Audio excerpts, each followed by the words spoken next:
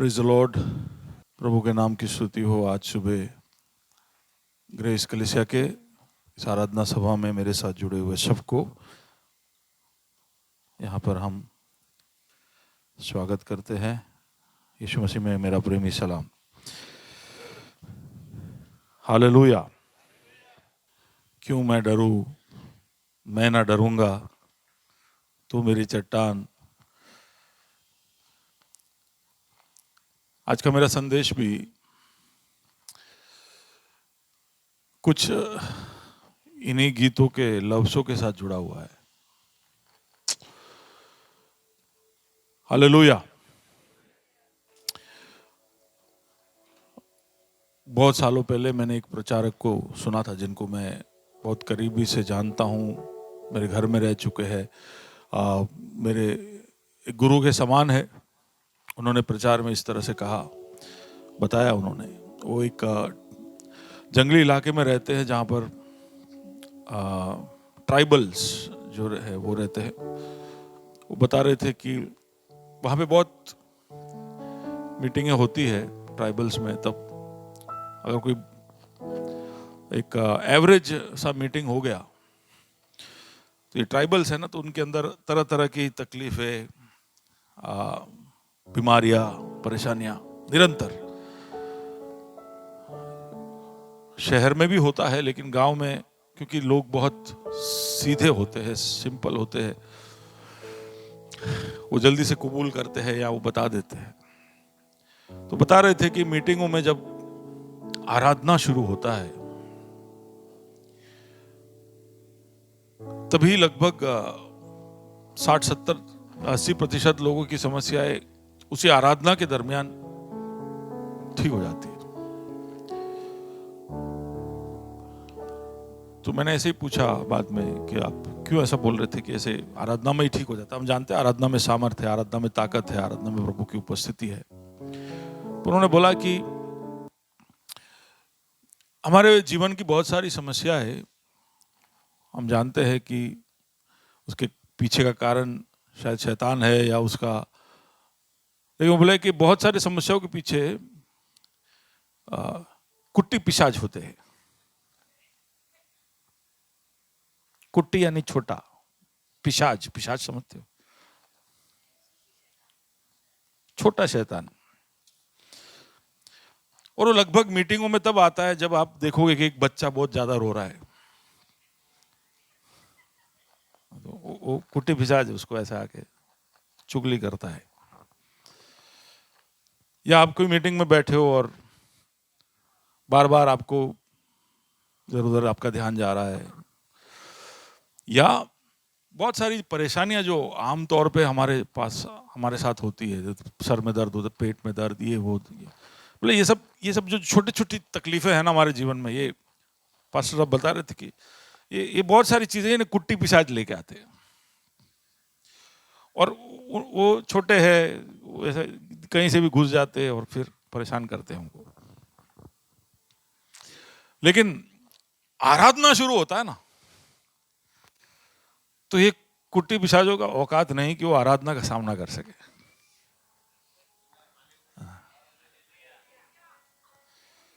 हम बड़ा बड़ा गाड़ी लेके आते हैं लेकिन चार रास्ते पे छोटा सा ठोला खड़ा होगा ना, सबसे छोटा वाला, तो भी हमारी गाड़ी रुक जाए, लाल बत्ती है। क्यों? उसका पावर है ना। तो आराधना जैसे शुरू होता है तो हमारी बहुत सारी समस्या ऐसे ही खत्म है। पिछली बार मैं बोल रहा था कि यहूदा के शेर को दहाड़ना पड़ता है कई बार हमारी परेशानी को निकालने के लिए, लेकिन आराधना के अंदर भी ये सामर्थ्य है कि हमारी कई सारी समस्याएं तो ऐसे ही चली जाती है। लेकिन उसके लिए क्या करना होगा? आराधना करना होगा। मैं आगे बैठता हूं इसलिए मुझे पता नहीं आप करते हो कि नहीं, पर मैं भरोसे के साथ यहां बैठता हूं। बहुत सारे कलीसियाओं में जाओगे ना तो पास्टर सामने कुर्सी लगा के बैठता है, ऐसा इधर बैठता है। अगले हफ्ते से मैं इधर बैठने लगूंगा तो क्या हालत होगी आपकी, सोचो। पर मैं इधर बैठता हूं क्योंकि मुझे पूरा भरोसा है कि आप लोग जिस काम के लिए आए हो वो काम में आप पूरे लीन हो, पूरे व्यस्त हो। और अगर आप दिल खोल के आराधना करोगे तो आपके 80% समस्याएं तो ऐसे ही आराधना के दरमियान ही। आमीन। सीख गए ना, सीख के बोल रहे हैं। Like it, I like it.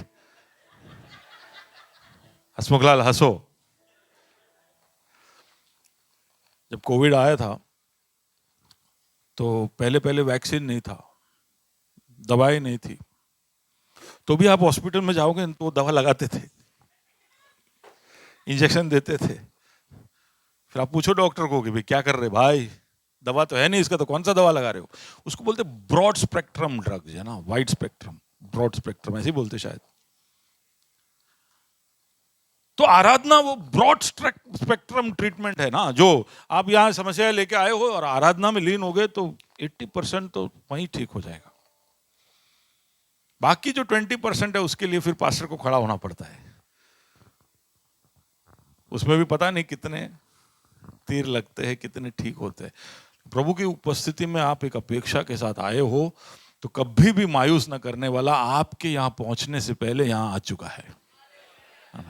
अगर आप दिल खोलकर उसके पास जाओगे और कहोगे प्रभु मुझे आज तेरे स्पर्श की जरूरत है, तो वो किसी को मायूस नहीं करता है।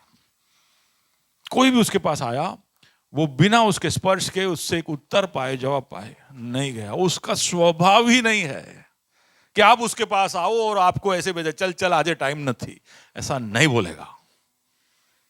आमेन। तो इसलिए आप अगर इस अपेक्षा के साथ बैठे हो तो प्रभु जरूर आपको स्पर्श कर रहा है। आमेन। कोई पहली बार आया हमारे बीच तो अपने हाथ को बताए। पहली बार है, फर्स्ट टाइम, ओके। यहाँ पर है कुछ लोग, बाकी लोग स्वागत करें उनका। यहाँ पर ग्रेस फेलोशिप में आपका स्वागत है। सोफी के पापा हमारे बीच में है, आपका स्वागत है अंकल। और बाकी लोग जो बहुत समय के बाद आए, हम यहाँ पर हर रविवार मिलते हैं, ठीक है ना, हर रविवार यहाँ आते हैं।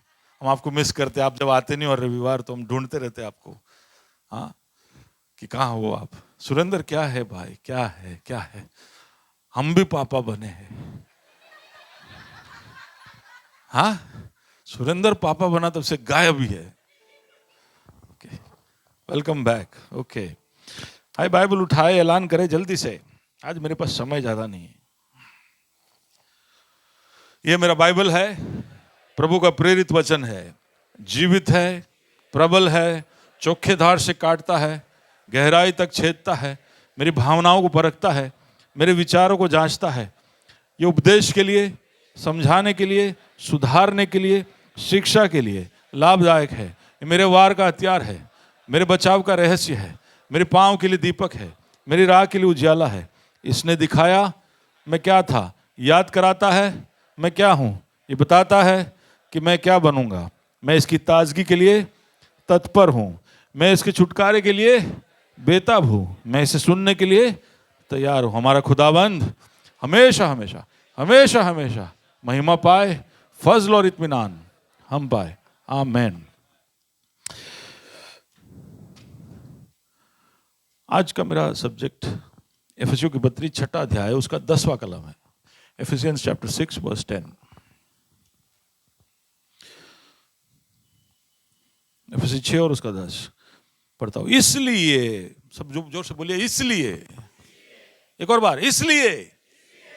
एक और जोर से, इसलिए प्रभु में बलवंत बनो और उसकी शक्ति के प्रभाव में बलवंत बनो। प्रभु में और उसकी शक्ति के प्रभाव में बलवंत बनो। इसलिए, ये वाक्य ही शुरू होता है शब्द इसलिए से, जो हमें बताता है कि ये एक कंजंक्शन है, एक कनेक्शन, एक ब्रिज है। वो शब्द इसलिए, इसके पहले जो कुछ भी पाउल ने कहा उसको अब जो कहने जा रहा है उसके साथ जोड़ रहा है।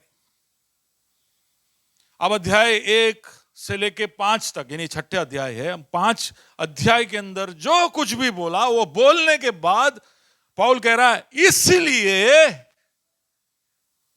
क्या करना चाहिए। अब मैं जो बोलने जा रहा हूं वो आप ध्यान नहीं रखोगे तो अभी तक मैंने जो बोला वो कोई काम का ऐसा ही है। उसका मतलब कि अब मैं जो बताने जा रहा हूं वो बहुत ही अहम है।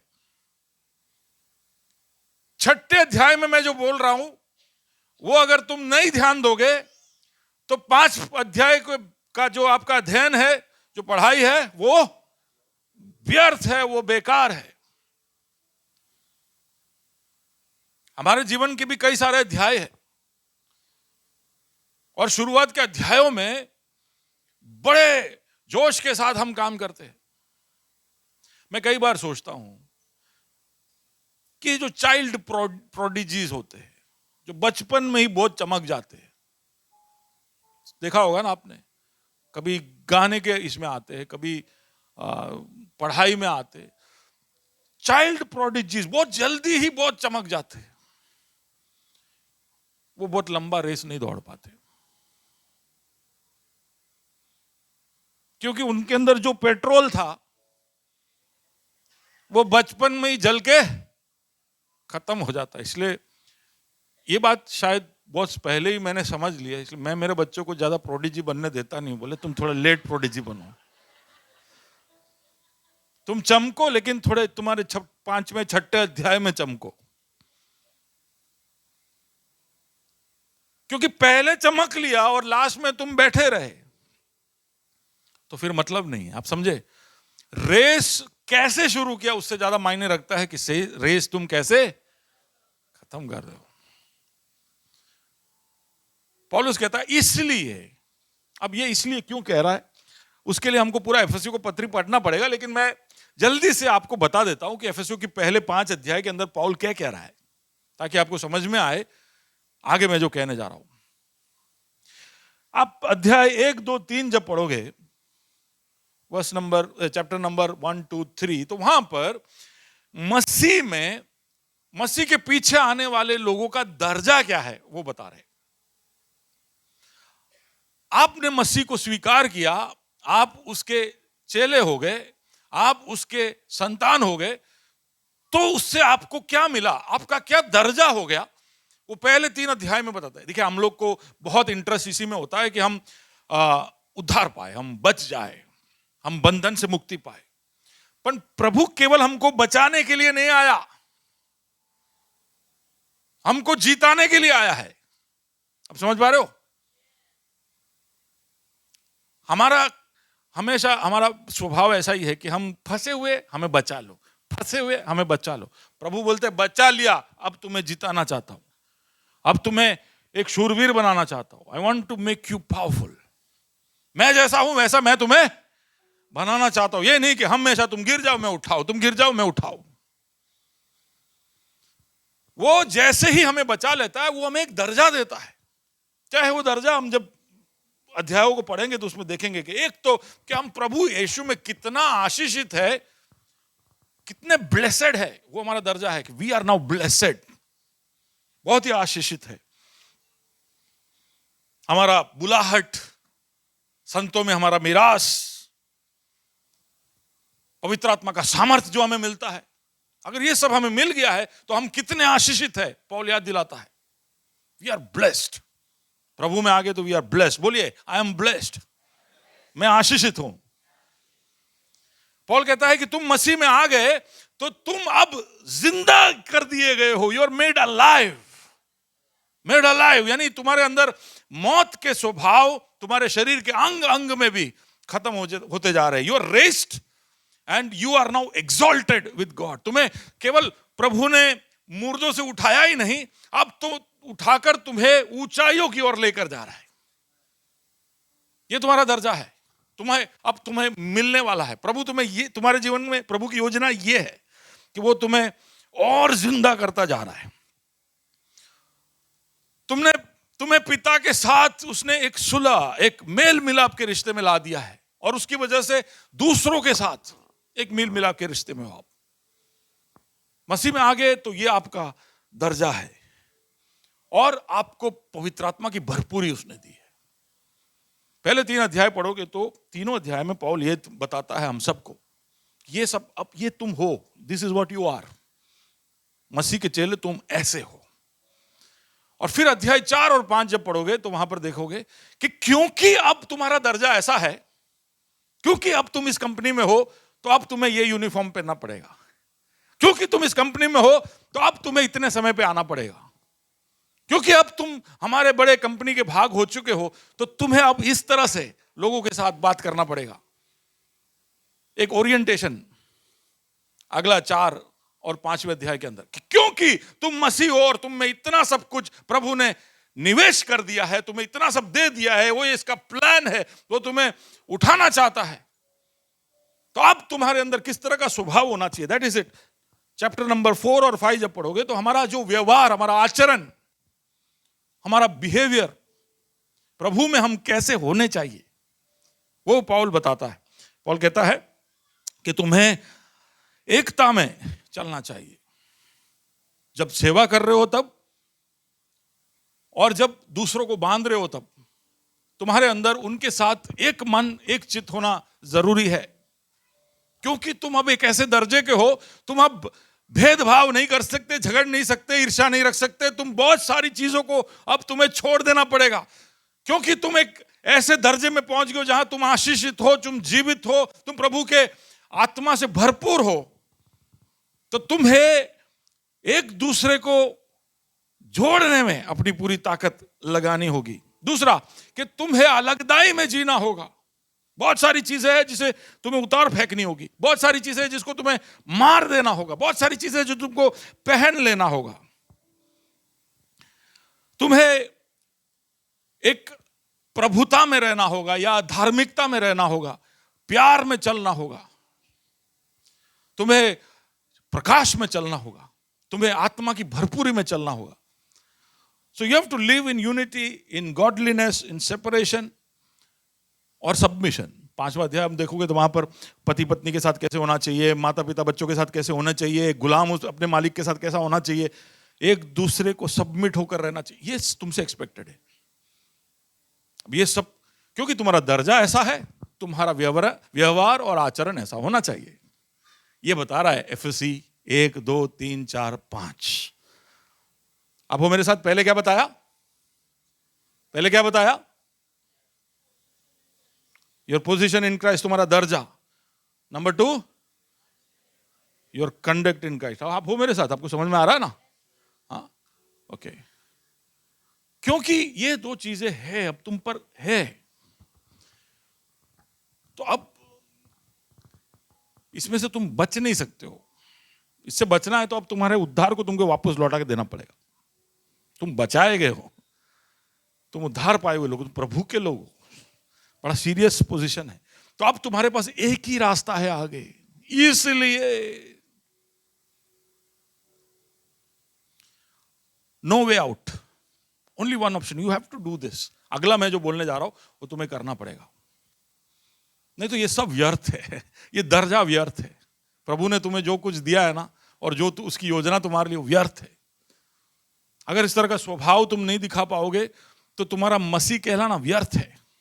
इसलिए फिर वो कहता है, इसलिए क्या होना चाहिए, तुम प्रभु में बलवंत बनो। क्या बनो? वापस बोलिए, इसलिए प्रभु में बलवंत बनो। खाली बलवान बोला, प्रभु में बलवान बनो। हाँ बलवान इसलिए प्रभु में बलवंत बनो, B strong in the Lord. उसका मतलब है कि तुम्हें खुद में नहीं बलवंत होना है, खुद की ताकत पे, खुद के जोर पे तुम्हें बलवंत नहीं होना है, तुम्हें प्रभु में बलवंत होना है। You will not depend on yourself. क्यों? क्योंकि हम जो सोचते हैं उससे बड़ा उत्तरदायित्व है, हम जो सोचते हैं या समझ सकते हैं उससे बड़ा है अपेक्षा जो प्रभु का हमारे लिए है। प्रभु का वचन हमसे कहता है कि हमें ऐसा ऐसा होना चाहिए, लेकिन फिर वो कहता है कि हाँ ये तुमसे नहीं हो पाएगा, इट इज टू बिग। मैं जो तुमसे मांग रहा हूं बहुत बड़ा है, अगर तुमसे हो जाता तो मुझे आने की जरूरत क्या थी? तुमसे नहीं हो रहा था इसलिए मैं आया, मैं उदाहरण दिखाया, अब तुमसे मैं करने को बोल रहा हूं। लेकिन तुम ऐसा मत सोचना कि तुम्हारे बल पे तुम्हें यह करना है। बाजू वाले को बोलिए कि तुम अकेले नहीं कर पाओगे। बाजू वाले को बोलिए ना, तुम अकेले नहीं कर पाओगे। नहीं बोल रहा है कोई। अरे आप बोल रहे हो, मैं सबसे बात कर रहा हूं। बोलो ना बाजू वाले को, बोलो बोलो। पति लोग जल्दी से पत्नी को बोल रहे तो अकेले नहीं कर पाएगी। इसलिए बोलता हूं पति पत्नी थोड़ा दूर दूर बैठो आराधना सभा में, तो ऐसा सब बुलवाता हूं मैं। ओके अब बोलो, कि मेरे साथ से भी तुम नहीं कर पाओगे, मैं अगर तुम्हारे साथ हूं ना तभी भी तुम नहीं कर पाओगे। क्योंकि प्रभु की मांगे, उसकी अपेक्षा इतनी बड़ी है ना। वर्ल्ड वॉर जब हुआ, वर्ल्ड वॉर 2 जब हो रहा था, तो हम जानते हैं कि सबसे बड़ा प्रॉब्लम, वर्ल्ड वॉर की शुरुआत किसकी वजह से हुई थी? वर्ल्ड वॉर 2, जो इतिहास जानते बता सकते हैं। जिसको पता नहीं है इतिहास, उनको बता दूं कि वर्ल्ड वॉर हुआ था 2 बार हुआ था। हाँ, जर्मनी है ना। वर्ल्ड वॉर 2 जो हुआ वो किसकी वजह से हुआ? जर्मनी की। उसके जो लीडर है हिटलर, उनके महत्वाकांक्षाओं की वजह से वो पूरे दुनिया पर कब्जा जमाना चाहते थे, और उन्होंने धीरे धीरे कर जर्मनी के बाद यूरोप के अलग अलग देशों में अपना कब्जा जमाना शुरू किया, और एक एक कर सारे देशों की तरफ वो बढ़ने लगा, रशिया की तरफ, इंग्लैंड की तरफ, फ्रांस की तरफ। और जिस तरह से वो बढ़ रहा था और जितना पागलपन के साथ जर्मनी बढ़ रहा था, संसार के ऊपर आफत आ गई, ऐसा समझ में आ गया। जर्मनी का विरोध किसने किया?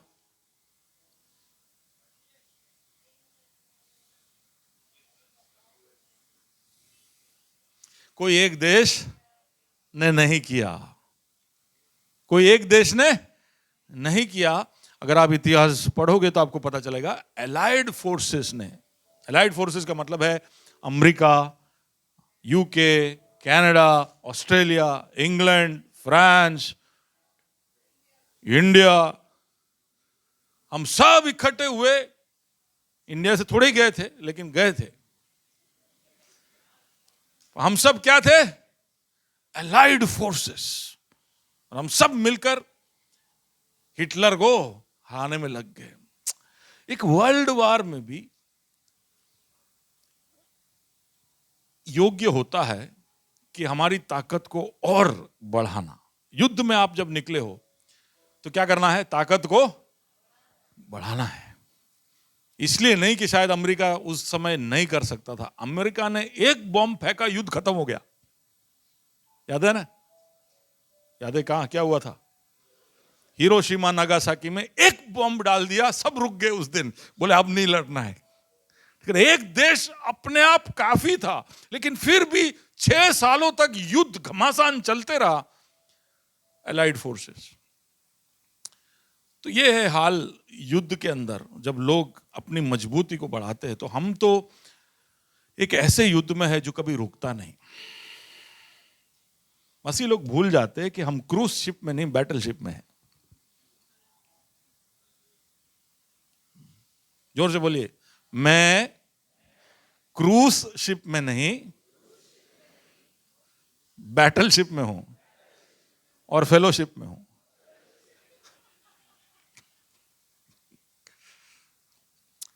मसीहों का बहुत सारा प्रॉब्लम तभी सॉल्व हो जाता जब वो जान जाते या जागरूक रहते इस बात से कि हम क्रूज शिप में नहीं। पूरा हफ्ता हम ऐसे चलते हैं, ऐसे घूमते फिरते जैसे कि हम क्रूज शिप में है, जबकि हम है असल में एक बैटल शिप, यानी कि युद्ध के एक जहाज के अंदर। पौल कहता है कि इसलिए तुम प्रभु में बलवंत बनो और उसकी शक्ति के प्रभाव में बलवंत बनो। कुछ कारणों से वो कहता है। जब 11वां अध्याय हम पढ़ेंगे, 11वां कलम जब हम पढ़ेंगे, तो वहां पर वो लिखता है, परमेश्वर के सारे हथियार बांध लो। कैसे प्रभु में बलवंत होना है? बोलते शुरू करते वो बोलता है, परमेश्वर के सारे हथियार बांध लो कि तुम शैतान की युक्तियों के सामने खड़े रह सको। हम में से कई लोग कई बार, इसलिए मैं कुट्टी पिशाच के बारे में बोल के शुरू किया, हम में से कई लोग कई बार जानते हुए भी सब कुछ सारे इक्वेशन के अंदर ऐसे ही घूमते फिरते जैसे कि सिर्फ मैं और प्रभु, मैं और प्रभु, हम और ईश्वर, इतना ही है। हम भूल जाते हैं कि एक तीसरा भी है, एक शैतान भी है। यीशु ने उसको हरा दिया है, लेकिन उसको थोड़ा और समय दिया है हमारे ही वास्ते, हमारे ही आजमाइश के लिए। और वो पौल कहता है कि वो कैसा है? कि तुम शैतान की युक्तियों के सामने खड़े, तुम्हारा दर्जा बड़ा है तुम्हारा दर्जा बड़ा है और उसकी वजह से तुम्हारा व्यवहार भी बढ़िया है, लेकिन दर्जा बड़ा होने से तुम खड़ा नहीं रह पाओगे। तुम्हारा आचरण व्यवहार ठीक करने से तुम खड़े नहीं रह पाओगे, क्योंकि तुम्हारा बैरी वो बड़ा खतरनाक है। उसको नजरअंदाज और उसकी ताकत को नजरअंदाज नहीं करना चाहिए। पौल कहता है कि वो कौन है? युक्तियां लगाने वाला है। इंग्लिश में ऐसा the wiles of the enemy, devices of the enemy, schemes of the enemy. Wiles, wiles जो शब्द है वो जैसे कि रणनीति के लिए इस्तेमाल किया जाए, स्ट्रेटजी। शैतान बड़ा आप ऐसे मत सोचना कि शैतान बिना कोई प्लान के हमारे बच्चों जैसे या हमारे जैसे है, कोई जहां जो देखा कर लिया, ऐसा नहीं है। उसके लिए आप सब एक से एक, आप सब उसके लिए एक सैंपल हो। वो आपको एक एक कर कर लेकर आपका वो स्टडी करता है और आपके लिए पूरा स्ट्रेटेजी बनाता है।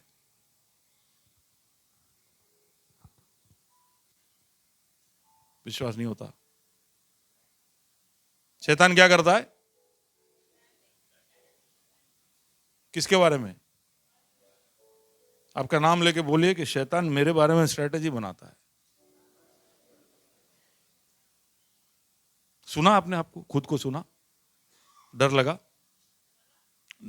थोड़ा डर लगना चाहिए, थोड़ा डर लगना चाहिए। बोले मैं शैतान से ना डरूं, ना, कितनी बार गाया मैं ना डरूं, ना डरूं। वो डर अलग है। वो डर है जो तुम्हें घायल कर दे, बिठा दे, तुम्हें एकदम फ्रोजन कर दे, तुम्हें कुछ काम करने ना दे। वो डर नहीं होना चाहिए। लेकिन ये डर जरूर होना चाहिए कि यार ये बड़ा शातिर है, बड़ा चालाक है, ये युक्तियां करता है, बहुत टैक्टिकल है। अब इसका उदाहरण मैं जल्दी से जानना था, कैसे वो स्ट्रेटजी यूज करता है हमारे ऊपर। अब सबके लिए आप नोट करके रखना ये शब्द, कुछ चीजें जो मैं आपको बोल रहा हूं, कि कैसा वो टैक्टिकल कैसा है। सबसे पहला तो शैतान जानता है कि कब आपके पास आना चाहिए। He knows the time. वो ऐसे ही हाँ फ्री बैठा है, चलो चले जाए, ऐसा नहीं है। फ्री में भी वो देखता है कि अभी अब भी जाओ कि नहीं जाओ। सेल्स वाले आप लोग राह देखते हो ना कि what is the right time Romil, कब जाना चाहिए, कब जाना चाहिए। सुबह 9:30 बजे अपॉइंटमेंट लेना चाहिए सेल्स कॉल के लिए। कितने बजे लेना चाहिए? 11 बजे, 12 बजे, पोस्ट लंच। हर चीज में एक समय होता है। बीवी भी सोचती है कि पति को कब बताओ, पति सोचता है बीवी को कब बताओ। घर के अंदर भी टाइमिंग बहुत इंपॉर्टेंट है। शैतान भी समय देखकर आपके पास आएगा, और इसलिए आपको सचेत रहना पड़ेगा। आप समझ लो भाई, ऐसे ऑफिस में बैठे हो, घर पे बैठे हो, और अचानक से वो आप सबसे कमजोर हो जब, तब आपके पास आता है। ठीक है? आप जब सबसे कमजोर हो तब आता है। अगर आप अकेले बैठे हो, कहीं पे ऐसे बैठे हो और अचानक से गलत सोच आना शुरू हो गया, तब खुद को ऐसा बोलने का, मेरा कमजोर घड़ी शुरू। अभी हम बोल रहे थे ना, वी आर वल्नरेबल। ओके? जैसे ही गलत विचार या टेम्पटेशन, परीक्षाएं आने लगी, तब तुरंत आपको सोच लेने का, आपकी अलार्म बजना चाहिए कि मैं अभी शैतान की नजरों में क्या दिख रहा हूं, क्या दिखाई दे रहा हूं? कमजोर। I am weak now.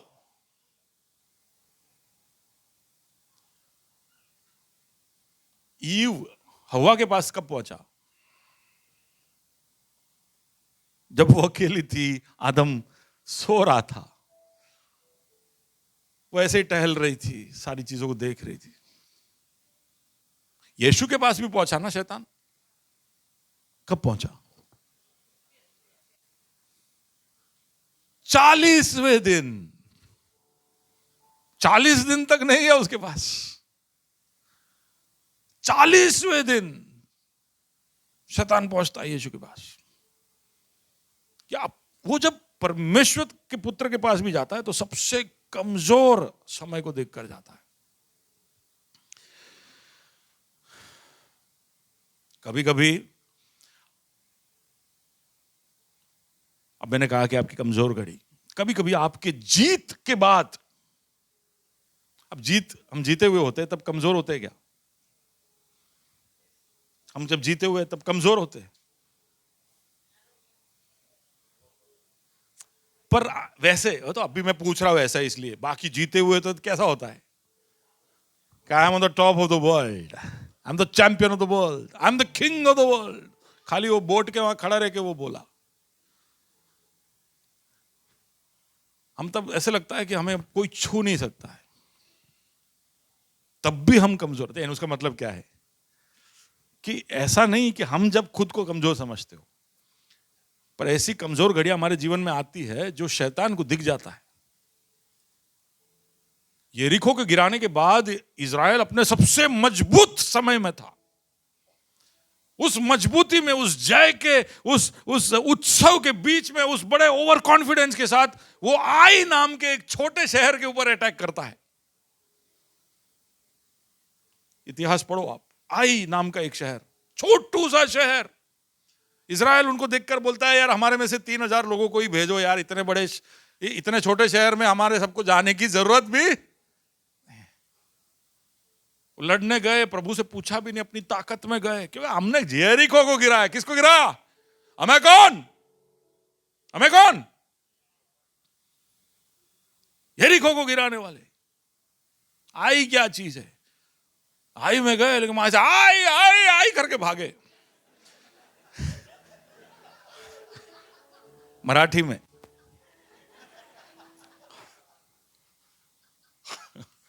Mummy mummy बोले, है ना, इसको समझ में नहीं आया।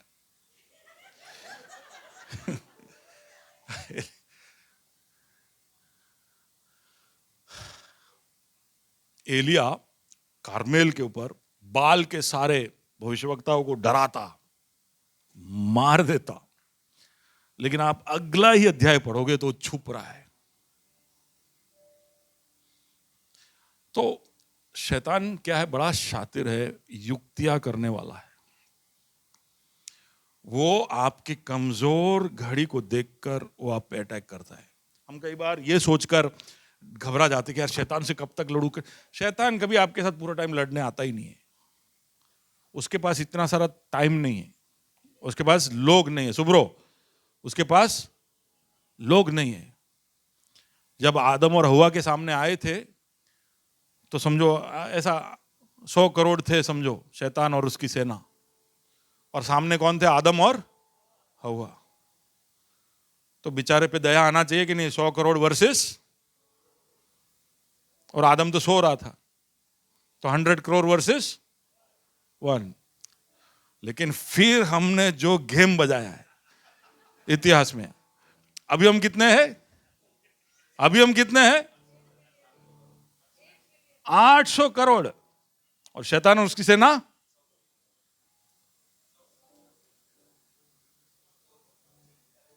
वो बढ़े क्या?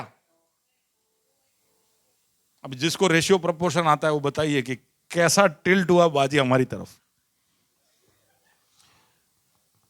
वो 100 करोड़ को रख के वो हवा के पीछे पड़ा, इसलिए वो पूरा सबको बोला तमें सब जाऊं पोते जाऊं छू, ऐसा बोला। लेकिन हम 800 करोड़ है।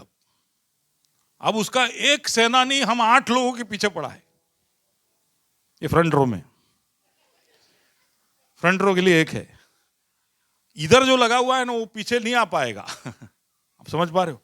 उसमें भी 24 घंटे आपके पास, यानी उसका मतलब 3 घंटा ये आपके लिए प्रोपोर्शन में, यानी बाकी के 21 घंटे आपको क्या है? अब आप ऐसा सोच के आप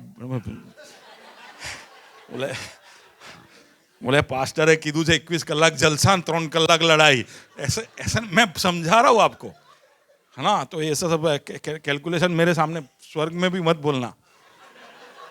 न्याय के सिंहासन के सामने पहला साहेब जे एमने कीधु, प्लीज। सिर्फ आपको समझाने के लिए बता रहा हूं कि उसके पास मैन पावर नहीं है, नहीं सॉरी, डीमन पावर।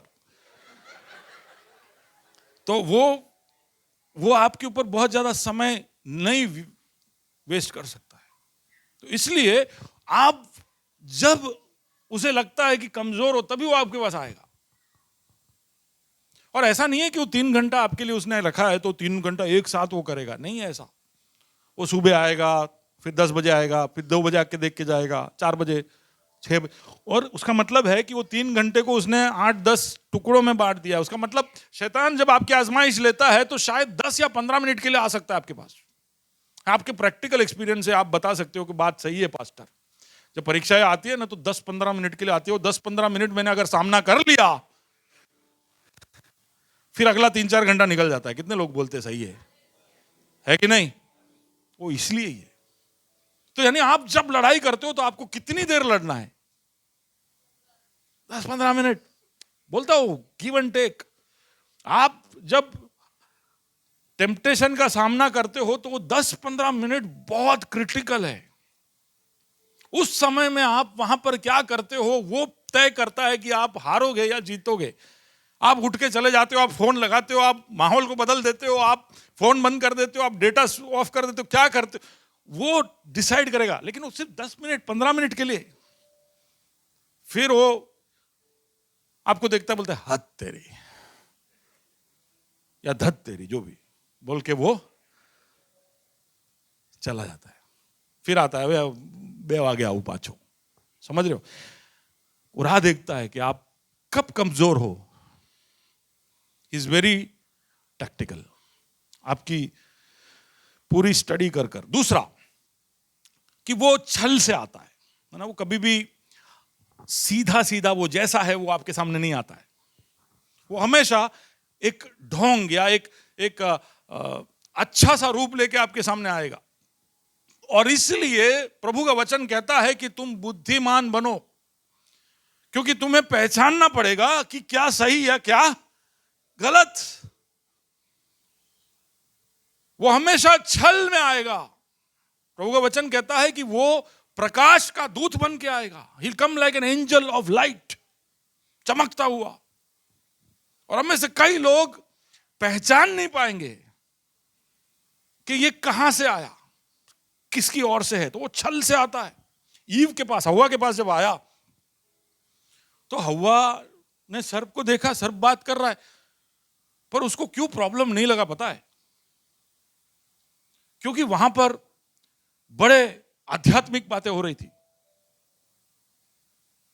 शैतान ने आके उसको कुछ जैसा फ्रूट जो मस्त है ऐसा नहीं बोला। उसने बोला the Lord God has he told you not to eat of any fruit of this garden. बहुत मस्त आवाज है यार। हवा बोले या the Lord God said. Lord God सब आ जाता है तो कोई भी गीत में यहोवा डाल दो, यीशुआ डाल दो, क्या हो गया? कोई भी कन्वर्सेशन में यहोवा यीशुआ डाल दो, क्या हो गया? बस आ बात कराए अपने करे। बोलो अगर साहब बोलो लॉर्ड गॉड करके उसको फंसा दिया झांसे में।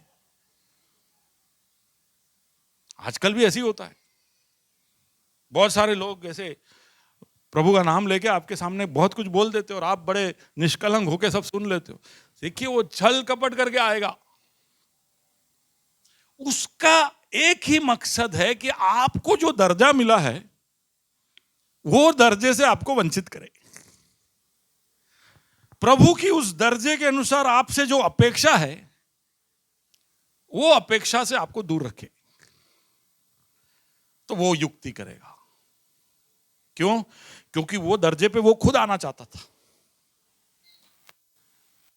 शैतान हमें जो मिल चुका है वो खुद चाहता था, उसे खुद चाहिए था वो सब, लेकिन उसे नहीं मिला। तो अब वो क्या सोच रहा है? मुझे नहीं मिला तो इनको भी नहीं दूंगा, ऐसा है। ईदे इनको भी ना मिले तो वो युक्ति लगाता है, तो छल।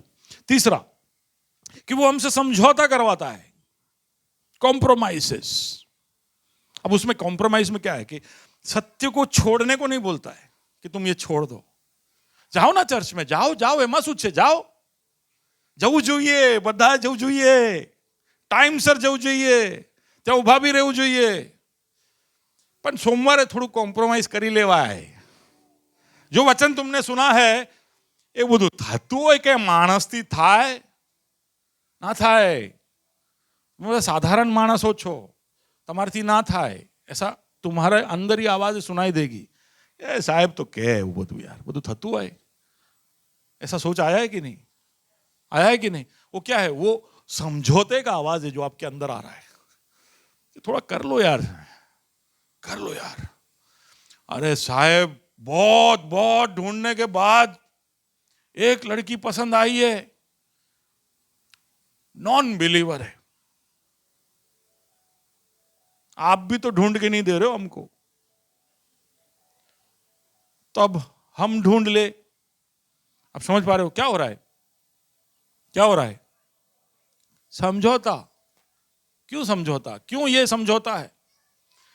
क्योंकि आप प्रभु पर विश्वास करते हो, प्रभु के पीछे चले हो, आपको एक दर्जा मिला है, आपसे एक अपेक्षा है, उस पूरे इक्वेशन में आप किसी और को लाते हो जिसको दर्जा नहीं मिला है, जिससे प्रभु को अपेक्षा नहीं है। हो सकता है उससे शादी करके आप सोच रहे हो कि आप ग्रेट कमीशन निभा रहे हो, वो अलग बात है, पर वो ऐसा नहीं चलता है। आपका दर्जा, उसका दर्जा, वो सब मेल नहीं खाता है। जब जिंदगी जीने लगोगे तो बहुत सारी चीजों में क्या होगा, टकराव होगा, तकलीफें होगी, खींच होगा, कॉम्प्रोमाइज होगा। जब मरुस्थल में थे इजराइल, तो उनके पास एक झुंड आया नाटक करता हुआ। उन्होंने देखा कि इजराइल सारे राजाओं को हरा रहा है, बड़े बड़े ताकतवर देशों को हरा रहा है, तो ये जो झुंड है ये उनके पास नाटक करके आता है कि हम तो बड़े मारे हुए, कूटे हुए, हम तो बेचारे लोग हैं। तो इजराइल के लोगों को उन पे दया आता है और उनके साथ एक समझौता करता है, ट्रीटी, कि भाई हम हमेशा तुम्हारे बचाव में रहेंगे। ठीक है, फिर बात तो खत्म हो गया, 100 साल बीत गए या कुछ सैकड़ों साल बीत गए, 20 साल बीत गए। अब यहोशू पहुंचा है वाचा के प्रदेश को हासिल करने के लिए। अब युद्ध करने गया तो सामने कौन आया? वही लोग लौट के आए, बोले कि तुम हमें अटैक नहीं कर सकते क्योंकि तुमने हमारे साथ क्या किया है, समझौता। बोले वो तो लोग अलग थे, ना ना हम ही थे, देखिए देखिए प्रूफ, गिबियोन, द ट्रीटी ऑफ गिबियोन। समझौता करने की वजह से इजराइल गिबियोन के ऊपर कभी भी अटैक नहीं कर पाया। वाचा के प्रदेश का एक भाग के ऊपर वो अपना कब्जा जमा नहीं पाया। क्यों? क्या था? कॉम्प्रोमाइज था, समझौता था। हम भी कई बार हमारे जीवन के कई क्षेत्रों में कॉम्प्रोमाइज कर लेते यार, थोड़ा थोड़ा झूठ बोला जा सकता है, थोड़ा थोड़ा हिसाब में थोड़ा थोड़ा चलता है यार, राउंड ऑफ बाजू वाले को बोले राउंड ऑफ ना चले। सुलेमान कॉम्प्रोमाइज किया उसने, क्यों? उसके अपने सत्ता को बढ़ा रहा था, अपने राजा को, राज अधिकार को बढ़ा रहा था। इतना पावरफुल था कि आजू बाजू के देश के राजा लोग उनकी बेटियों को लेके आते थे, बोले कि शादी कर लो इससे, शादी कर लो, तुम शादी कर लो। सुलेमान को पता भी नहीं कि अभी कितनी बीवी है उसकी। किसी और ने गिनती करके बोला तेरी 700 बीवियां है और तेरी 300 रखेल है। लेकिन सुलेमान का हालत क्या हुआ पता? समझौता किया उसने, होने दिया। बोले चलता है यार, मैं कहा ये बीवी सब, ये सब दिस आर पॉलिटिकल अरेंजमेंट्स, मैं थोड़ी जानता भी नहीं हूं कौन है ये, मेरी महल में रहती है, वो अपना बाप ही उसका पैसा भेज रहे, वही सब संभाल रहे।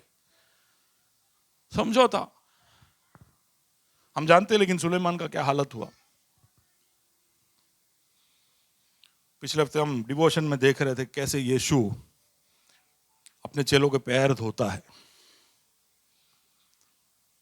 और वहां पे यहूदा के भी पैर धोता है। देख रहा है कि उसका मालिक, उसका स्वामी प्रभु उसके पैर धो रहा है, वो पैर धोने देता है, क्योंकि उसने समझौता कर लिया फरीसियों के साथ। समझौता, शैतान कोई भी तरीका इस्तेमाल करेगा आपको गिराने के लिए। जब ये सब नहीं चलता है तो वो आपके ऊपर आरोप लगाएगा, एक्यूजेशंस, आरोप कि तू ऐसा है, तू वैसा है। अय्यूब के ऊपर ऐसा ही किया उसने, अय्यूब पे आरोप लगाए। परमेश्वर ने पूछा कि क्या अय्यूब के जैसा धर्मी कोई है इस पृथ्वी पर? तो शैतान ने आरोप लगाया कि ऐसा तो कोई भी तेरा भक्त बन जाएगा, तू ऐसे ही सबकी सुरक्षा करते रहेगा, तू उनका बाड़ा बन जाएगा, तो कोई भी धर्मी बन सकता है, तू बाड़ा हटा के दिखा। आप समझे मेरी बात?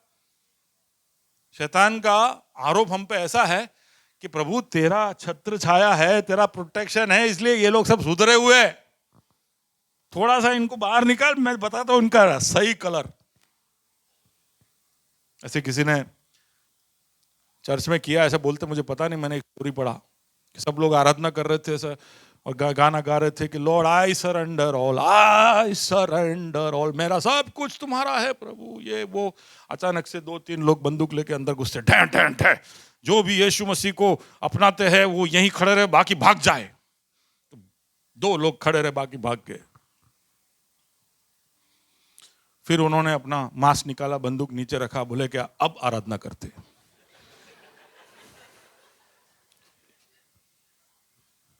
नहीं समझे? मेरे को भी कभी कभी लगता है कि बंदूक उड़ा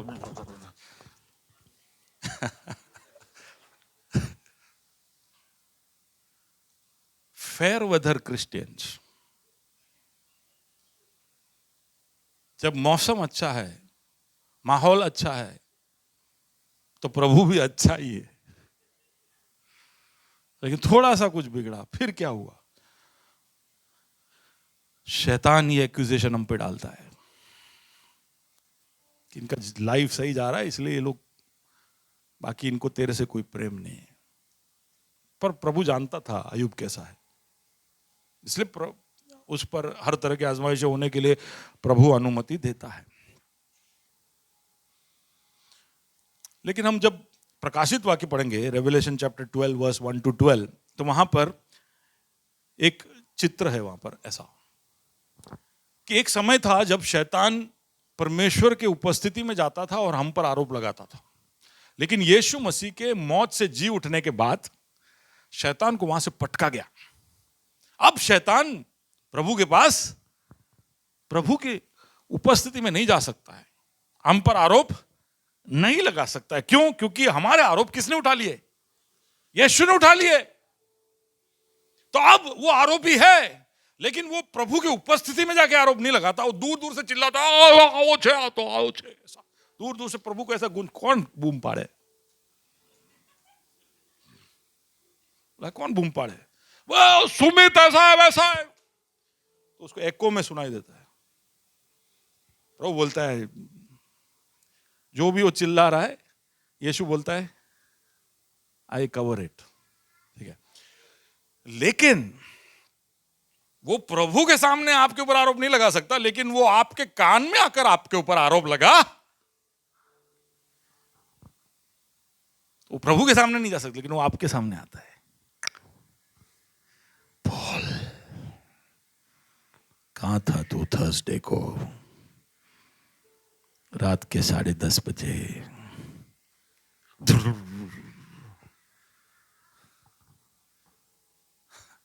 फिर हमें क्या लगता है?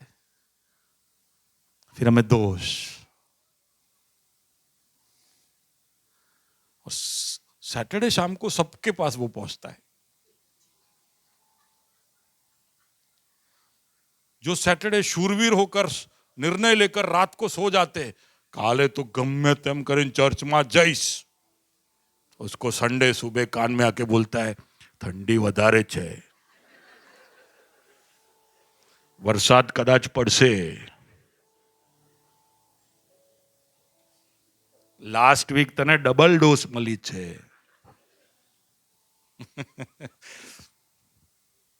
कान में आकर बोलेगा।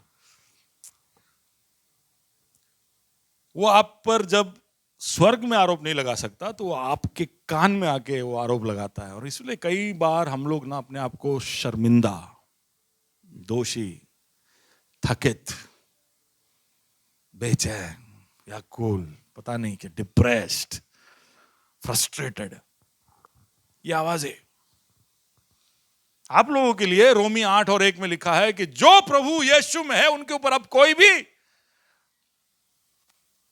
दंड नहीं है। There is no condemnation for those who are in Christ Jesus. पर फिर भी शैतान का काम है हम पर दोष लगाना और हमें नीचे बिठा देना। टैक्टिकल है। मैं क्या क्या बोल रहा था, शैतान बड़ा युक्तिकार है। वो समय पर अटैक करता है, वो छल से करता है, वो समझौता करवाता है, वो आरोप लगवाता है और वो लगा रहता है। अटैक आप पर जारी रखता है, परसिस्ट। हम थक जाते, बाजू वाले को बोलो शैतान थकता नहीं। अब मैं जब शैतान बोलता हूं तो आप समझ लेना कि सिर्फ वो शैतान जो कैरेक्टर लूसीफर है सिर्फ वही नहीं, उसका कोई भी रिप्रेजेंटेटिव, आगे बताऊंगा मैं, वो कभी थकता नहीं। He never gives up. आप सोचिए 6000 सालों से वो थका नहीं है। हम में से हमने भी कितनी बार उसको हरा दिया, हराया। कितने लोग कह सकते हैं कि मैंने शैतान को हराया है? हरा है। पर फिर भी वो आता है ना, बेशरम होके आता है कि नहीं। अपना इंडिया का टीम भी 1-2 बार श्रीलंका बांग्लादेश से हार जाता है तो सर ऐसे रख के रोहित शर्मा ऐसे बैटिंग करने आता है, सर झुका के कि यार शर्म आता है। शैतान को कभी शर्म, उसका मन में एक ही मकसद है, वो आपको गिराना चाहता है। इसलिए वो बार बार आएगा। उसको पता है कि आप किधर गिरोगे। आप आपका लाइफ का एनालिसिस करके देखो, मुड़ के देखो, आपको पता चलेगा कि 1, 2 या 3 ऐसे एरिया है जहां पर आपको वो बार बार गिराता है। मैं आपको बोलूं कि आपके मेजर वीकनेस जहां पे आप बार बार प्रभु के सामने गिर जाते हो, कौन से एरिया है? 1 या 2 ही होगा। ऐसा कोई लिस्ट नहीं होगी। कोई ऐसा लिस्ट वाला है तो मुझे मिलना।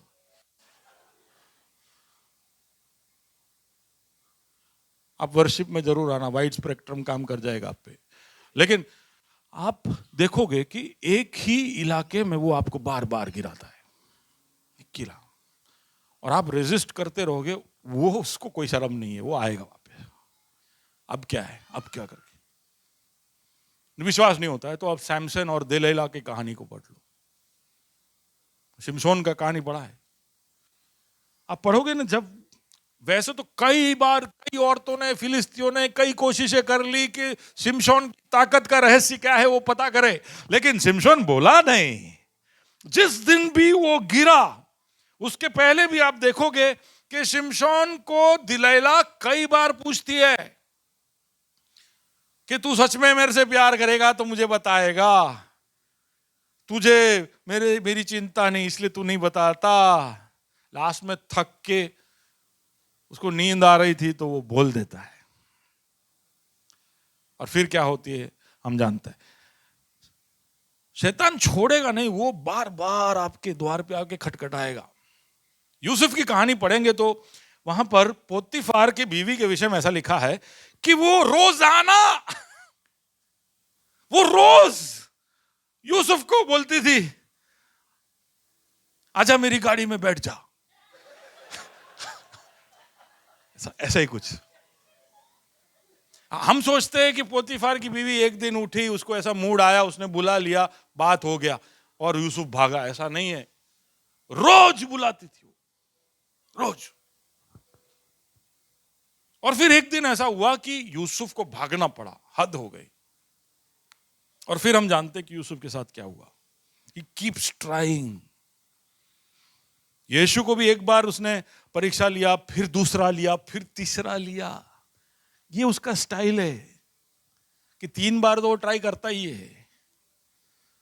और उसे लगता है ना कि ये अब भी हारने वाला है, तो वो बॉक्सिंग जैसा है, 10 राउंड तक जाएगा, वो ट्राई करते रहेगा।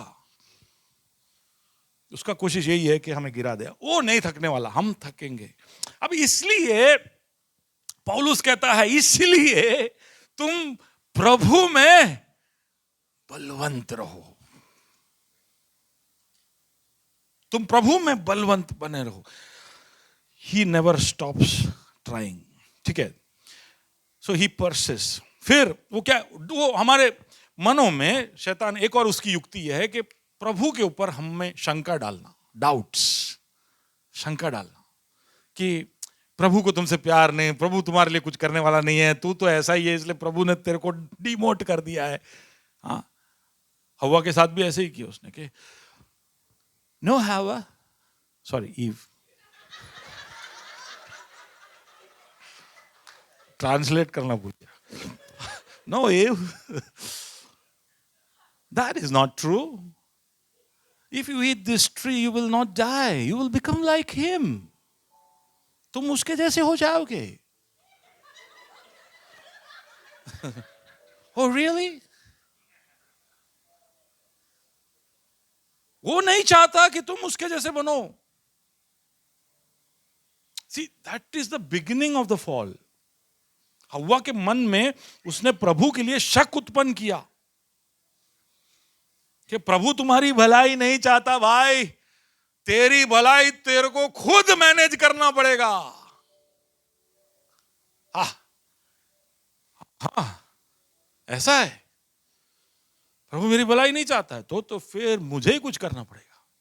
सी, परीक्षा में गिरते वक्त का पहला सोच हमारे अंदर का यही होता है कि यार प्रभु नहीं करेगा, अपना जो भी मजा है, अपना जो भी प्रगति है, अपना जो भी ग्रोथ है, वो सब आप खुद ही मैनेज कर लो। कि प्रभु तो करेगा कि नहीं, और करेगा तो कब करेगा, इसलिए आपने लड़ी लो। प्रभु की भलाइयों के ऊपर हमारा शंका, we doubt the goodness of God, कि प्रभु नहीं चाहता इसलिए मैं अपना रास्ता ढूंढ लेता हूं। और हव्वा ने वही किया, उसने अब खुद अपना रास्ता ढूंढा। लेकिन आप एक बात समझिए, जब आप खुद रास्ता ढूंढने लगोगे तब वो फल ज्यादा सुंदर दिखेगा।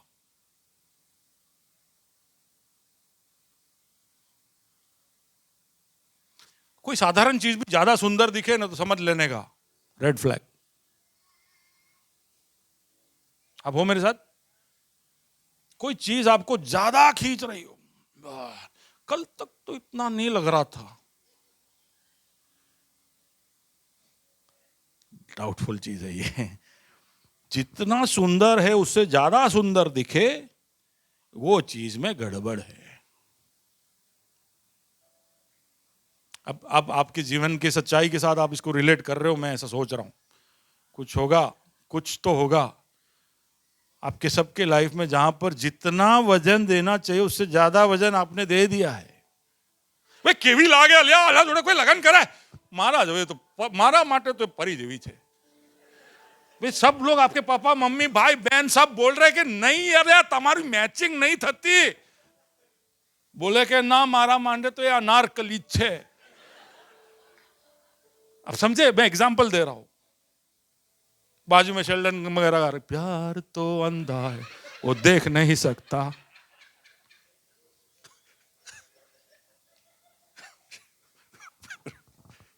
एग्जाम्पल बता रहा हूं कि कैसे हम जो चीज, तो अब देखिए गिरावट के पहले हव्वा को दिखा कि ये अचानक से कितनी बार वो फल को देखा उसने, लेकिन उस दिन वो देख के बोलते हैं this fruit looks very good, not just to look but even to eat. उसके दिमाग में टेस्ट आ गया। Think about this carefully. कोई कोई चीजों को देखकर हमारे दिमाग में उसका पूरा इमेजिनेशन, उसका पूरा पिक्चर ऐसा मुंह में, कैसे अभी बटर चिकन ऐसा मैं बोला तो कितने लोगों के मुंह में टेस्ट आया अभी? बोलो बोलो बोलो बोलो बोलो बोलो, सच बोलो, बोलो बोलो। नहीं आया? पानी आ गया। ऐसा ही है। तो वो टेम्पटेशन का फर्स्ट पॉइंट है। अगर आपको कुछ चीज को लेकर आपको उसके अंदर जो प्लेजर है उसमें जो मजा है वो आपको वो करने से पहले महसूस होने लगे, तब आप समझ लेना कि अब आप आपके बल पे आगे बढ़ रहे हो। That's not how the Lord works. Okay, फिर कितना बजा, मैं आज खत्म नहीं कर रहा, लास्ट पॉइंट बोल के मैं खत्म करता हूं। वो युक्तिकार है, तो वो क्या है? वो हमें गलती के रास्ते में ले जाता है। He moves us into a place of error, हमसे गलती करवाता है। वो प्रभु के वचन को समझने में, उसको गलत इंटरप्रिटेशन करने में हमारी प्रेरणा करता है। प्रभु का वचन कहता कुछ होता है, हम उसको दूसरे, कई सारे लोग जब गलत करते तो तुरंत क्या बोलते? दाऊद ने भी किया था, या अब्राहम ने भी ये किया था। वो मैसेज का ट्विस्टिंग है, प्रभु के वचन का ट्विस्टिंग है। आप आपके मतलब के लिए मैसेज को ट्विस्ट करते हो। और ऐसे ही आप, ये तो मैंने एक वारदात कही, लेकिन ऐसे कई सारी बातें कलीसिया के अंदर भी आप देख पाओगे जहां पर प्रभु के लोग, इसलिए तो प्रभु का वचन कहता है कि अंत के समय में बहुत ही गलत भविष्यवक्ता और गलत प्रबोधक और फॉल्स टीचर, सिखाने वाले सब आएंगे। प्रभु का वचन कहता है, और आके वो क्या करेंगे? वो थोड़ा सा ट्विस्ट करेंगे, थोड़ा सा ट्विस्ट करेंगे, कि थोड़ा सा कॉम्प्रोमाइज करवाएंगे। किसी को कहेगा कि, जैसे चेन्नई में एक पूरा चर्च है जो ऐसा विश्वास करता है कि यीशु के आने तक हम कोई मरने वाले नहीं है, वी विल नॉट डाई। ऐसे बहुत सारी कलीसिया है जहां पर ऐसे अलग अलग तरह की टीचिंग है कि, या कॉम्प्रोमाइज किया, एलजीबीटी में कॉम्प्रोमाइज किया कि भाई हाँ, बाइबल कहता है कि किसी का समलैंगिक होना वो डीएनए में है, आपके जीन्स में है। ऐसे कई सारे कॉम्प्रोमाइजेस हम देखेंगे। तो शैतान का काम है कि कैसे भी कर क्या है, भूलना नहीं आज मैंने जो बात कही उसमें, कि इसलिए तुम्हें प्रभु में बलवंत होना है। क्यों? क्योंकि हम सबका क्या है? एक दर्जा है। बोलिए, वी हैव ए पोजीशन। प्रभु ने हमें एक दर्जा दिया है। हम कहां थे? पाप में फंसे हुए थे। Come for worship. हम पाप में फंसे हुए थे, हम उन गंदगी के अंदर थे जहां से प्रभु ने उस अंधियारे से हमको उठाया, और अब हमें एक दर्जा दिया है। हम जहां कुछ नहीं थे वहां पर उसने हमें एक दर्जा दिया है। अब उस दर्जे के अनुसार प्रभु की अपेक्षा है कि हम कुछ बातें हमारे जीवन में करें। पर ये सब देख के कौन खड़ा है? जब हमें प्रभु दर्जा देता है, जब हमसे कहता है कि तुम मेरा बेटा है, तुम मेरे बेटे के समान अब तू जी के दिखा, तो ये सब देख के कौन खड़ा है? शैतान खड़ा है, और उसे ये जरा भी अच्छा नहीं लग रहा है। मेरे संदेश का पहले भाग में ही मैं पहुंचा हूं। अगले हफ्ते इसको हम कंटिन्यू करेंगे कि शैतान कैसा है और कैसे हमें बल पाना है, और कैसे इसके आगे प्रभु के हथियार के विषय में मैं बताऊंगा। हम अंदरूनी भागों में बल पाने के विषय में देख रहे हैं, तो उसमें जरूरी है कि हम समझे कि हमारे इस बल को खत्म करने के लिए, हमारे इस दर्जे को खत्म करने के लिए कौन हमारे सामने है। आमीन। एक क्षण लेंगे, एक दूसरे के लिए प्रार्थना करेंगे, है ना? अभी हम एक क्षण लेंगे, बगल में भाई भाई के, बहन बहन के, कि प्रभु जी, हम अगर पति पत्नी है तो एक दूसरे के हाथ रखिए और कहिए कि प्रभु हमारी मदद करना। धन्यवाद प्रभु तेरी बुलाहट के लिए, संतों में तेरे मिरास के लिए। धन्यवाद प्रभु तेरे सामर्थ्य के लिए। धन्यवाद प्रभु कि तूने हमें मसीह में जिलाया, स्वर्गीय स्थानों में बिठाया। धन्यवाद तेरे साथ के सुलह के लिए। धन्यवाद पवित्र आत्मा की भरपूरी के लिए।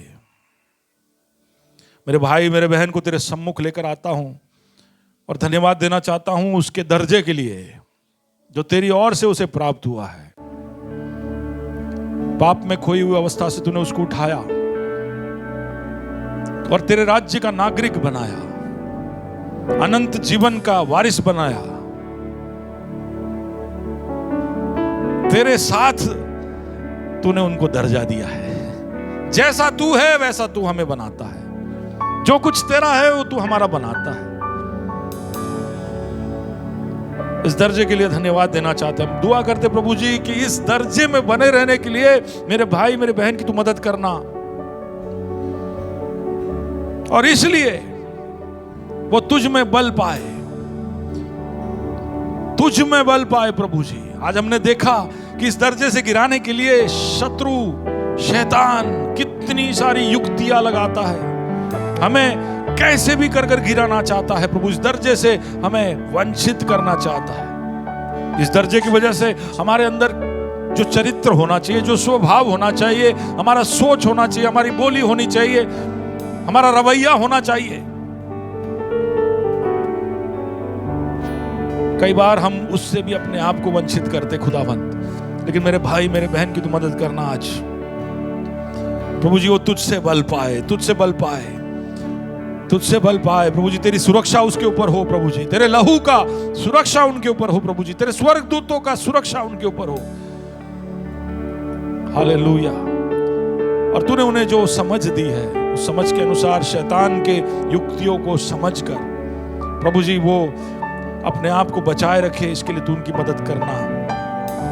हमारे बल पर हम उसको हरा नहीं पाएंगे खुदा, हमारे बल पर हम उसका बाल भी बांका नहीं कर पाएंगे। लेकिन धन्यवाद यीशु मसीह का जो हमारे साथ रहता है, जिसने कहा कि संसार के अंत तक मैं तुम्हारे साथ हूं, मैं तुम्हें नहीं छोड़ूंगा, मैं तुझे दृढ़ करूंगा, मैं तेरी मदद करूंगा, अपने धर्मी हाथ से मैं तुझे संभाले रहूंगा।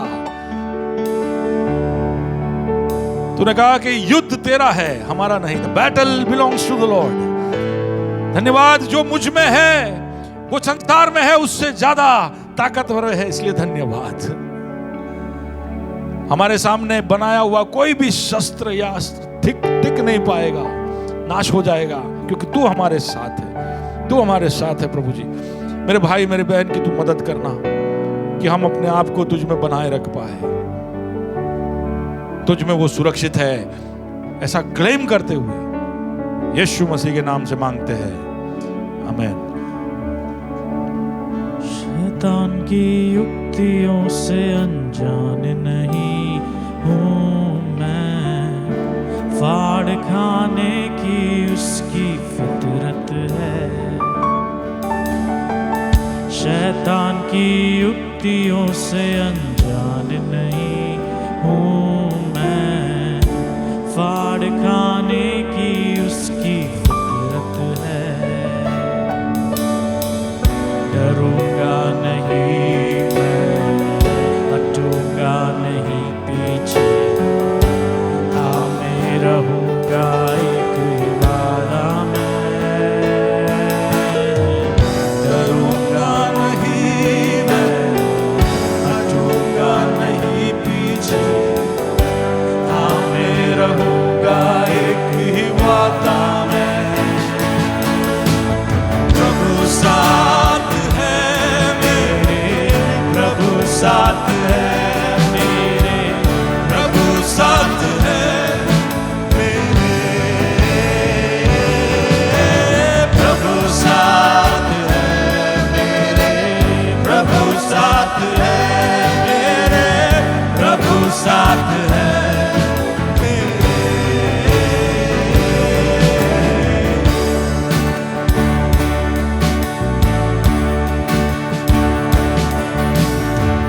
मेरा विश्वास तो परखा जाएगा, आग में जैसे चांदी सोना। मेरा विश्वास तो परखा जाएगा, आग में जैसे चांदी सोना। डरूंगा नहीं मैं, डरूंगा नहीं मैं, हटूंगा नहीं पीछे, थामे रहूंगा एक ही वादा में। डरूंगा नहीं मैं, हटूंगा नहीं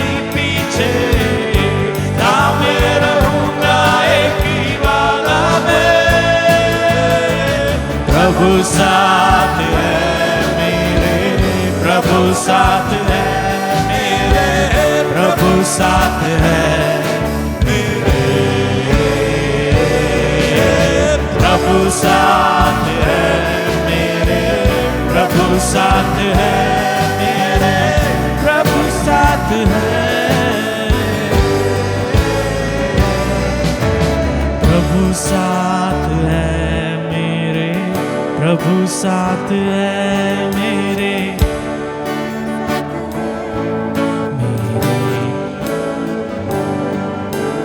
प्रभु साथ है मेरे,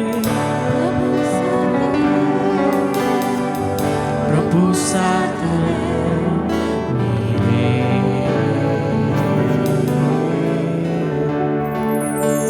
खुदावंद, हमारा विश्वास परखा जाएगा, हमें प्रलोभनों का सामना करना होगा। लड़ाइयाँ हमेशा हम लड़ते ही रहेंगे। ये एक युद्ध है जो कभी तेरे आगमन तक कभी खत्म ना होने वाला युद्ध है परमेश्वर। लेकिन तब तक धन्यवाद कि तू हमारे साथ है। हम अपने आप में नहीं, किसी और में नहीं, पर केवल मसीह में हम बलवंत हो सकते हैं। और मसीह केवल तू ही है जो सच्चा बल हमें दे सकता है, ताकि हमारे सामने जो भी विरोधी है और जो भी तरकीबें हैं, जो भी युक्तियां हैं, उनसे हम अनजान ना रहें पर लड़ सकें तेरे बल के द्वारा। धन्यवाद परमेश्वर, धन्यवाद कि तूने छुआ है, तूने स्पर्श किया है, तूने नया बल, नई ताजगी दी है। क्योंकि तू, तेरे पास जो भी आता है उसे, वो जो मांगता है उसे तू वो देता है तेरे इच्छा और तेरे वचन के अनुसार। धन्यवाद, आदर महिमा जलाल तुझे देते हैं यीशु मसीह के नाम में, आमीन।